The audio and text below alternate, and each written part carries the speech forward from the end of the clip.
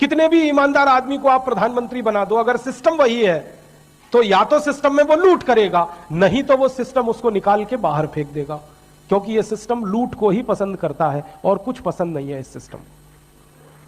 आप जानते हैं इस अंग्रेजों के बनाए गए व्यवस्था तंत्र में भारत के कई ईमानदार लोग गए और सिस्टम ने उनको बाहर फेंक दिया, क्योंकि वो लूट पसंद नहीं थे, सिस्टम ने फेंक दिया उनको बाहर, नहीं चलने दिया।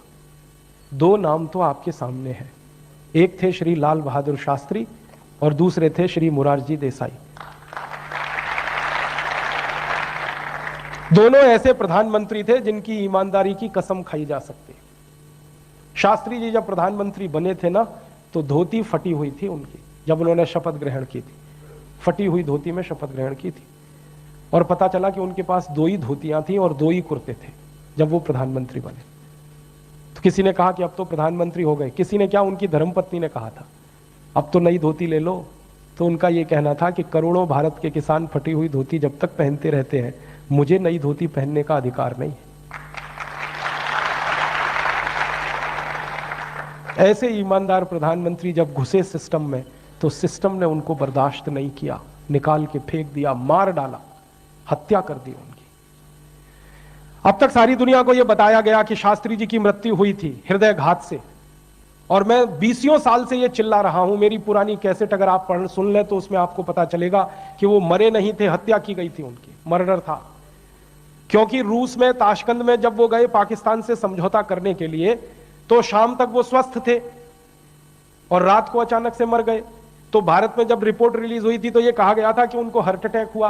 हार्ट अटैक उनको हो नहीं सकता क्योंकि बीपी उनका नॉर्मल था, शुगर उनको थी नहीं, ब्लड प्रेशर उनको था नहीं, हाइपरटेंशन था नहीं, हाइपोटेंशन था नहीं, शुगर थी नहीं, अटैक हो ही नहीं सकता। कोलेस्ट्रॉल नॉर्मल था, ट्राइग्लिसराइड नॉर्मल थे। जब वो गए थे तो उस समय उनके सारे चेकअप हुए थे, उसकी रिपोर्ट दिल्ली में दर्ज है, वो सब मैंने देखी है। वहां तो ये हुआ था कि रात में जब उन्होंने बातचीत पूरी की पाकिस्तान के साथ, तो उनका एक रसोइया उनके साथ रहता था हमेशा, जिसको वो साथ लेके जाते थे, और उनका नियम था कि किसी दूसरे के हाथ का बना हुआ खाना नहीं खाते थे, वो रसोइये के हाथ का ही खाते थे। उनके रसोइये का ताशकंद में अपहरण हुआ, कुछ लोग उसको पकड़ के ले गए और उस रसोइये की जगह पर एक दूसरे व्यक्ति को रसोइया बना दिया गया। और शास्त्री जी अक्सर रात को दूध पीते थे, खाना नहीं खाते थे अक्सर। रात का खाना उन्होंने तब से छोड़ा हुआ था जब से अमेरिका के साथ उन्होंने एक समझौता रद्द किया था। अमेरिका से आप जानते हैं लाल रंग का गेहूं आता था PL 480 योजना के तहत, शास्त्री जी ने वो गेहूं लेना बंद कर दिया था, तो देश में गेहूं की कमी आ गई थी। तो देश के लोगों को शास्त्री जी ने अपील की थी कि गेहूं की कमी है और मैं अपमानजनक शर्तों पर अमेरिका से गेहूं नहीं ले सकता, तो सारा देश मेरी मदद करे, सप्ताह में 1 दिन लोग व्रत करें, उपवास करें। तो भारत के करोड़ों लोगों ने सोमवार को व्रत रखना शुरू कर दिया था। ऐसे थे शास्त्री जी। और जब लोगों को व्रत करवाया तो खुद भी व्रत करते थे, तो शाम का खाना नहीं खाते थे, खाली दूध पी के सोते थे। तो रात को उनके दूध में जहर मिला दिया गया। और किसने मिलाया?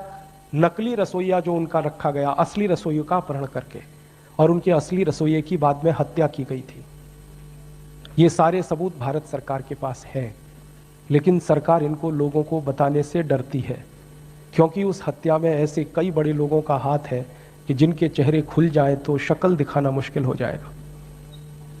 कारण एक ही था कि सिस्टम में शास्त्री जी फिट नहीं थे, क्योंकि वो बहुत ईमानदार थे। ये सिस्टम ईमानदार लोगों को बर्दाश्त नहीं करता, क्योंकि ये लूट का सिस्टम है, इसमें ईमानदार आदमी रह ही नहीं सकता। और दूसरा उदाहरण मोरारजी देसाई का है, जिनकी सरकार 2.25 साल भी नहीं चल पाई और गिरा दी गई। तो लूट के सिस्टम में तो लुटेरा ही फिट बैठेगा।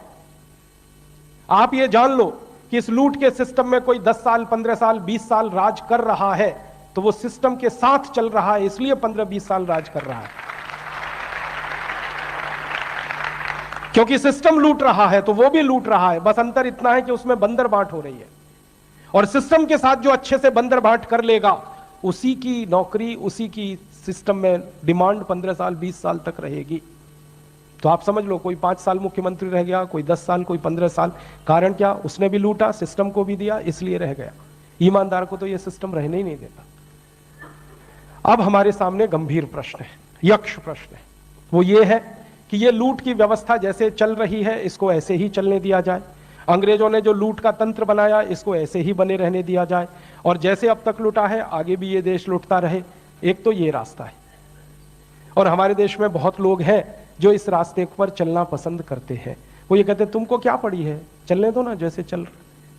बहुत लोग तो मुझे भी सुझाव देते हैं तुम भी यार आ जाओ ना इसी सिस्टम में। हाँ, मैं आपको बिना नाम के कहता हूं कि मुझे ऐसे बीसियों ऑफर आ चुके हैं कि हम तुमको एमपी बनाते हैं ना, यहां से टिकट ले लो, तुम भी आ जाओ ना इसमें, राज्यसभा से ले लो, लोकसभा से ले लो, तुम्हारी चॉइस की टिकट ले लो। मैं पूछता हूं फिर क्या? उसने कहा कहीं से भी जीत जाओगे, तुम्हारे लिए क्या मुश्किल है। और वो ऑफर यही देते हैं, आ जाओ तुम भी लूटो इसको, हम लूट रहे तुम भी लूटो। और वो लोग पता है मुझे क्या समझाते हैं? वो कहते तुम क्यों परेशान हो रहे हो, व्यर्थ में क्यों चिंता करते हो, तुम क्या लाए थे, क्या ले जाओगे।